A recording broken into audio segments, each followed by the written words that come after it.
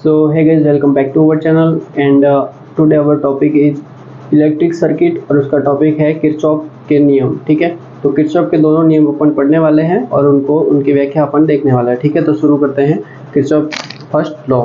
ठीक है, तो पहला नियम क्या है कि किसी विद्युत परिपथ में संधि बिंदु पर मिलने वाली जो धाराओं का बीजगणितीय योग शून्य होता है। मतलब कोई भी जो परिपथ होता है उसमें संधि बिंदु पर मिलने वाली धाराओं का बीजगणितीय योग शून्य होता है। मतलब ये आई का जो मान होता है यानी धारा का मान जो होता है शून्य होता है। ठीक है, यह नियम आवेश संरक्षण को व्यक्त करता है। मतलब आवेश हमेशा संरक्षित रहता है, ना तो बनता है नहीं समाप्त होता है, वो एक रूप से दूसरे रूप में चला जाता है। ठीक है, इसका उपयोग खुले परिपथ में किया जाता है। ठीक है, ये था किरचॉफ का प्रथम नियम।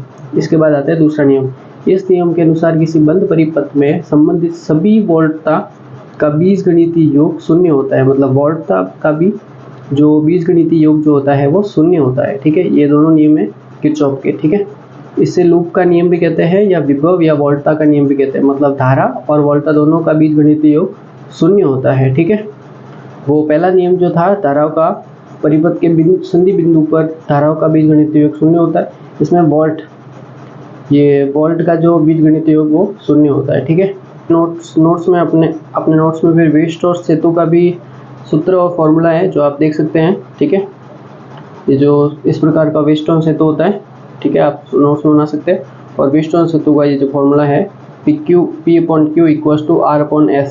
ठीक है, वीट-स्टोक्स सेतु का S यानी प्रतिरोध, S = Q/P × R। ये इंपॉर्टेंट फॉर्मूला है। And thanks for watching, stay tuned.